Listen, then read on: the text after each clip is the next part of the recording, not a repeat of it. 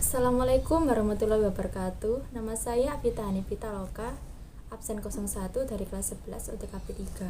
Saya akan menjelaskan pentingnya menghormati orang tua dan juga guru. Saudara-saudara sekalian, di sini saya akan membahas pentingnya menghormati dan juga menyayangi orang tua dan guru. Menghormati orang tua sangat ditekankan dalam Islam. Sebagai muslim yang baik, tentunya kita memiliki kewajiban untuk berbakti kepada kedua orang tua, baik ayah maupun ibu. Taat dan berbakti kepada orang tua adalah sikap dan perbuatan yang terpuji.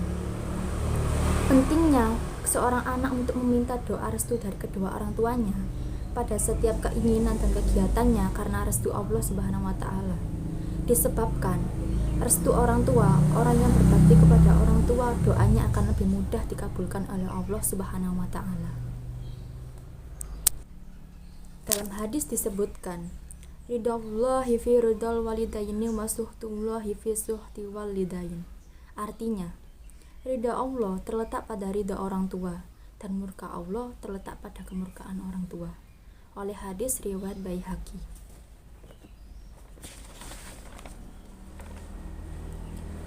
Perlu ditegaskan kembali bahwa birrul walidain, berbakti kepada orang tua, tidak hanya sekadar berbuat ihsan saja. Akan tetapi, birrul walidain memiliki bakti. Bakti itu pun bukanlah balasan yang setara jika dibandingkan dengan kebaikan yang telah diberikan orang tua. Namun setidaknya, berbakti sudah dapat menggolongkan pelakunya sebagai orang yang bersyukur. Pertama, hikmah yang bisa diambil dari berbakti kepada orang tua. 1. Berbakti kepada orang tua merupakan amal yang paling utama. Yang kedua, apabila orang tua kita ridho atas apa yang kita perbuat, Allah Subhanahu wa taala pun ridho. Yang ketiga, dapat menghilangkan kesulitan yang sedang dialami, yaitu dengan cara bertawasul dengan amal yang soleh tersebut. Keempat, akan diluaskan rezeki dan dipanjangkan umur. Kelima, dapat menjadikan kita dimasukkan ke jannah atau surga oleh Allah Subhanahu wa taala. Yang kedua, pentingnya hormat dan patuh kepada guru. Guru adalah orang yang mengajarkan kita berbagai ilmu dan pengetahuan dan mendidik kita sehingga menjadi orang yang mengerti dan dewasa. Setinggi pangkat atau kedudukan seseorang, tetaplah ia seorang pelajar yang berhutang budi kepada guru yang pernah mendidiknya dahulu. Guru adalah orang yang mengetahui atau disebut alim atau ulama. Idealnya orang yang takut kepada Allah Subhanahu wa taala. Penyair Syawiki telah mengakui pun nilainya seorang guru dengan kata-kata sebagai berikut. Berdiri dan hormatilah guru dan berilah penghargaan. Seorang guru itu hampir saja merupakan seorang rasul. Guru adalah bapak rohani bagi seorang murid. Ialah yang memberikan santapan jiwa dengan ilmu, mendidikkan akhlak dan membimbingnya. Maka menghormati guru berarti penghargaan terhadap anak-anak kita, dan guru itulah mereka hidup dan berkembang. Adapun cara mereka memperlihatkan penghormatan terhadap gurunya antara lain sebagai berikut. Pertama, mereka rendah hati terhadap gurunya, meskipun ilmu sudah lebih banyak ketimbang gurunya. Yang kedua, mereka menaati sikap dan setiap arahan serta bimbingan guru. Mereka juga senantiasa berkhidmat untuk guru-guru mereka dengan mengharapkan balasan pahala serta kemuliaan di sisi Allah Subhanahu wa taala. 4. Mereka memandang guru dengan perasaan penuh hormat dan takzim, atau kita sebut memuliakan serta mempercayai kesempurnaan ilmunya. Adapun keuntungan yang didapat dengan menghormati guru. Pertama, ilmu yang kita peroleh akan menjadi berkah dalam kehidupan kita. Akan lebih mudah menerima pelajaran yang disampaikannya. Ilmu yang diperoleh dari guru akan menjadi manfaat bagi orang lain. Akan selalu didoakan oleh guru, akan membawa berkah, memudahkan urusan, dianugerahi nikmat yang lebih dari Allah Subhanahu wa taala.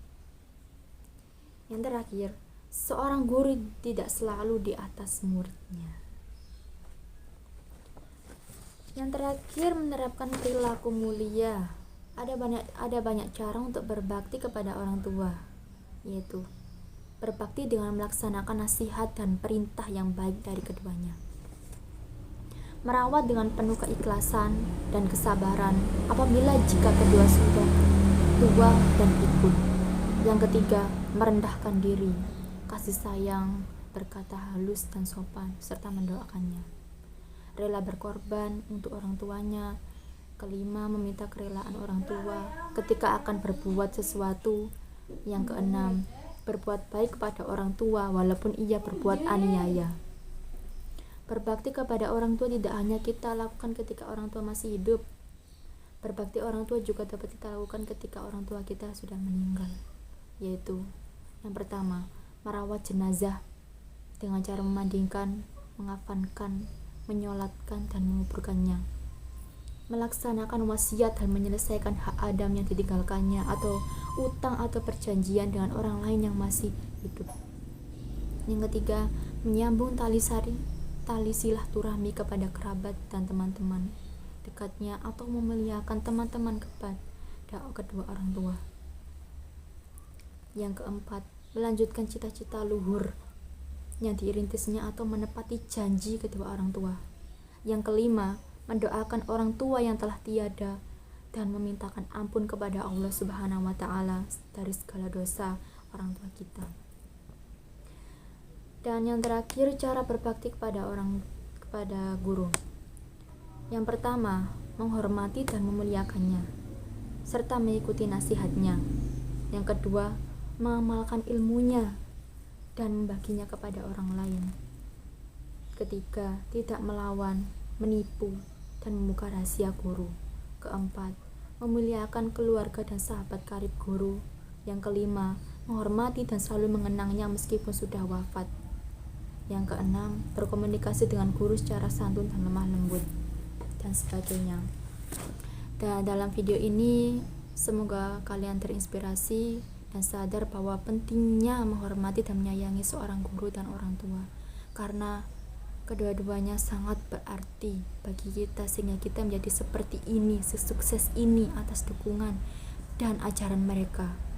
Dan sekali lagi saya tekankan, jangan pernah melawan, membentak, atau memaki, atau hal apapun yang dapat menyakiti orang tua maupun guru, karena sesungguhnya Allah tidak suka orang yang selalu menghina kedua orang tuanya, terutama seorang ibu.